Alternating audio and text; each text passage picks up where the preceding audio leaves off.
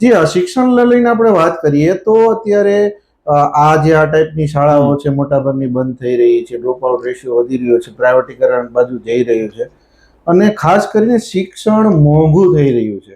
તો શિક્ષણ મોંઘું થાય છે તો શું લાગે તમને, એની ગુણવત્તા પણ વધે છે કે ખાલી મોંઘવારી નો માર છે પબ્લિક ઉપર?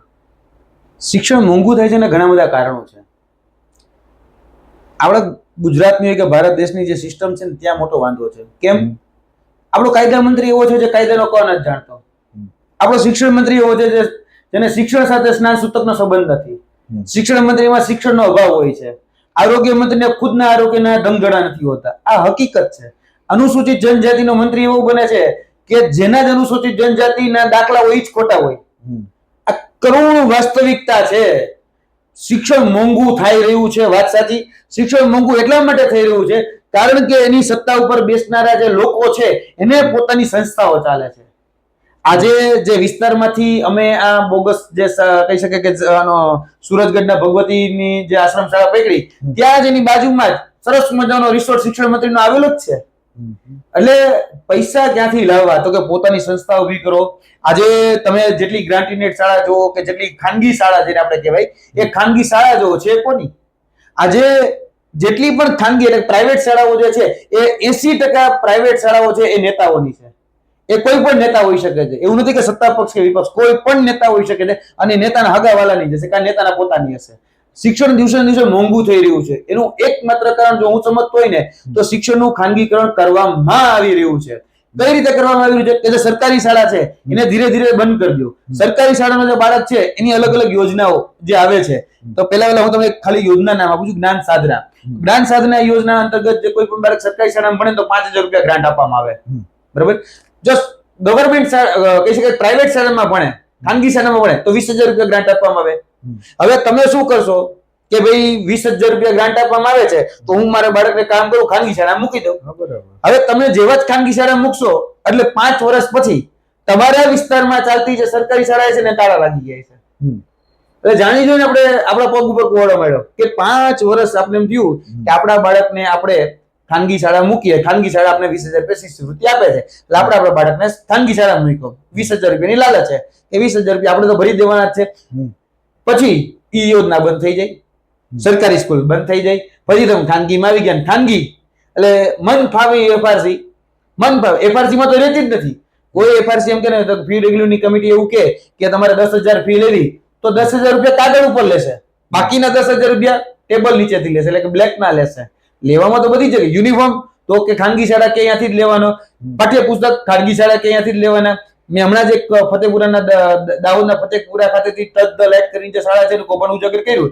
તો ટચ ધ લાઇટ કરીને જે શાળા હતી કરતી હતી શું કે સરકારી જે માલ સામાન છે એટલે કે સરકારના પાઠ્યપુસ્તક હોય, સરકારની અલગ અલગ યોજના અંતર્ગત આવતી જે કીટ હોય એટલે કે સ્ટેશનરી સામાન હોય, સરકારી શાળામાં આવતા લેપટોપ હોય, સરકારી શાળાની યોજના અંતર્ગત આવતા જે ટેબ્લેટ થી માંડીને આપણે જેને ડિજિટલ બોર્ડ કહીએ, 4 બોર્ડ, 3 લેપટોપ, ડેસ્કટોપ, આ બધું જ એક સરકારી શાળાનું હતું ખાનગી શાળામાં પધરાવી દીધું હતું.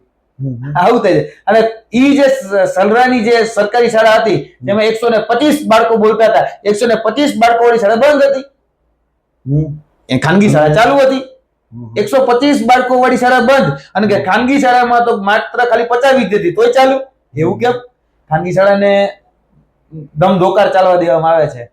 અને આ તો કે નેતાઓની છે. એટલા માટે એના ટ્રસ્ટી કોણ હતા?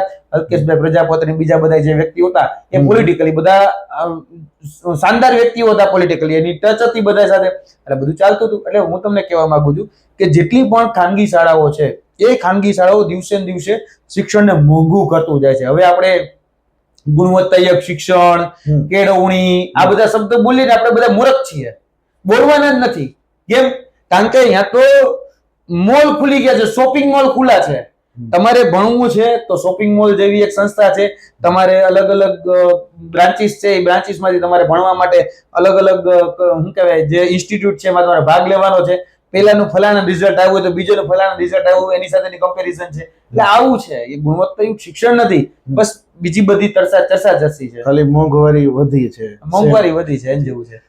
જી યુવરાજભાઈ, આપણે શિક્ષણની વાત કરીએ તો હવે જેનજી ની વાત કરીએ કે જેનજી વિશે આપનું કેવું વિઝન છે? જેનજી શું લાગે રાજકારણ પ્રત્યે રુચિ લેશે ખરું? જેનજીએ જેવી રીતે દિલ્હીમાં આંદોલન કરી અને અશક્ય વસ્તુ કરી દેખાડી, બધા એવું કહેતા હતા કે ક્યારેય બીજેપી લીડર રાજીનામું ન આપે. ઇવન આપણે રાજનાથસિંહનો જૂનો વિડીયો આપણે જોયું કે ભાઈ રાજીનામા હમારે મેં નહીં આતા એસા. તો આ ને કરી દેખાડ્યું જેનજીએ, બરાબર. એક સામાન્ય કોકરોચ જનતા પાર્ટી કરીને અચાનકથી એક આગ ઊભી થઈ અને ટૂંક જ સમયમાં એવું વિકરાળ રૂપ લઈ અને દિલ્હીમાં આપણે કહી શકાય કે કંઈક કરીને દેખાડ્યું. હવે શું લાગે આ જનરેશન વિશે તમારું શું માનવું છે? રાજકારણ પ્રત્યે રુચિ લેશે અને રાજનીતિમાં કાંઈ આ લોકો ક્રાંતિ લાવશે ખરા? બધી પડતી મુશ્કેલીઓ હોય, પીડા હોય, વેદના હોય, એ વેદનાનું આઉટરેચ એટલે જેનઝી દ્વારા થયેલું જે જંતર મંતર ખાતે થયેલું આંદોલન, ઘણી બધી એવી સમસ્યાઓ છે કે જેમાં આજે કોઈ બોલવા તૈયાર નથી. હવે જ્યારે કોઈ બોલવા તૈયાર નથી ત્યારે જેનઝી, જેને વર્તમાનની જનરેશન આપણે જેને કહીએ છીએ, એ જેનઝી જનરેશન આવે છે અને એ જેનઝી જનરેશન છે જે અસહનશીલ છે, જે હજી સુધી કહી શકે કે પરિપક્વતાના સ્ટેજ સુધી પહોંચી જ નથી, પણ એને ખબર પડે છે, એની પાસે તર્ક છે, એની પાસે લોજિક છે, એવી જગ્યાએ ભણેલા છે. એટલે તર્ક લોજિક વાળા જે વ્યક્તિઓ છે એ અત્યારે મેદાનમાં આવ્યા અને મેદાનમાં આવીને જેને જે કેવું હોય તે એને આ જેનઝી જેને આપણે કહીએ છીએ એને પાકિસ્તાની કહેવામાં આવ્યા, એને ચાઇના પંડિત કહેવામાં આવ્યા, એને સોરોસ પંડિત કહેવામાં આવ્યા, એને ઘણું બધું કહેવામાં આવ્યું. દેશદ્રોહી સુધીના શબ્દ ઘણી બધી જગ્યાએ ઘણા બધા લોકોએ વાપરી લીધા, છતાં પણ જેનઝીએ મચક ન દીધી. કેમ? એ ગણકારવાનું જ નથી. દુનિયા જે તેલ લઈને આપના કામ કરવાના, એટલે આપણું કામ કરવાનું, એ જેનઝી છે. એટલે જેનઝી ગમે એવી, હું માનું છું કે ગમે એવી પરિસ્થિતિમાં પરિવર્તન લાવવા માટે સક્ષમ છે. જેનઝીને સાથે રાજકારણ, જેનઝીને હું એવું માનું છું કે અત્યારનું જે રાજકારણ છે એ રાજકારણમાં પણ કંઈક નવો વિકલ્પ શોધી રહી છે. એવું મારું વ્યક્તિગત મંતવ્ય છે કે જેનઝી છે ને એ પણ કંઈક નવો વિકલ્પ કે નવો પરિવર્તનનો કંઈક વિકલ્પ શોધી રહી છે અને એ પરિવર્તનના વિકલ્પમાં પ્રયત્ન એવો થઈ રહ્યો છે કે ભાઈ અત્યાર સુધી જે લોકો ઇન્સ્ટાગ્રામમાં લાઈવ નહોતા આવતા એને રાતે 12 વાગે લાઈવ આવવા માટે મજબૂર કરી દેવાના.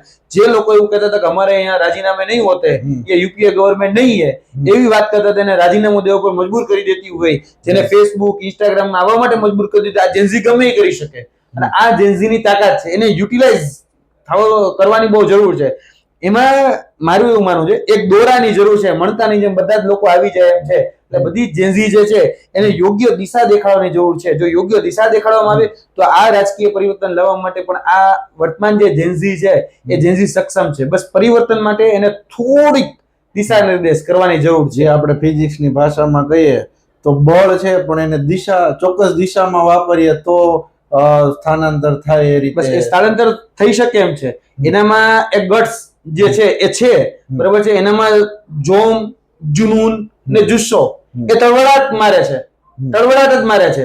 પણ એ તળવડાટ જે છે ને એ તળવડાટને જો યોગ્ય દિશા મળી જાય, બરોબર, તો યાદ રાખજો એ ગમે એવું એન્જિન હોય ને એ એન્જિનને ચાલુ કરી શકે એમ છે અને એન્જિનને દોડાવી શકે એની ક્ષમતા જેનઝીમાં રહેલી છે. એટલે આ જેનઝી છે ને એ જેનઝી વર્તમાન રાજનીતિમાં જે પણ લોકો ભૂલ કરી રહ્યા છે કે જેનઝીને ઓળખવાની, એ જેનઝી સાથે ઘણા બધા લોકોનો ગેપ પડી ગયો છે, બરાબર છે. અને એ ગેપના કારણે આજે એ જેનઝીને સમજી નથી શક્યા, પરંતુ આ જેનઝીને સમજવાની જરૂર છે અને રાજનીતિમાં પણ આ જેનઝી જે છે એ મહત્વનો ભાગ એ ભજવવાના છે. શકે એમ.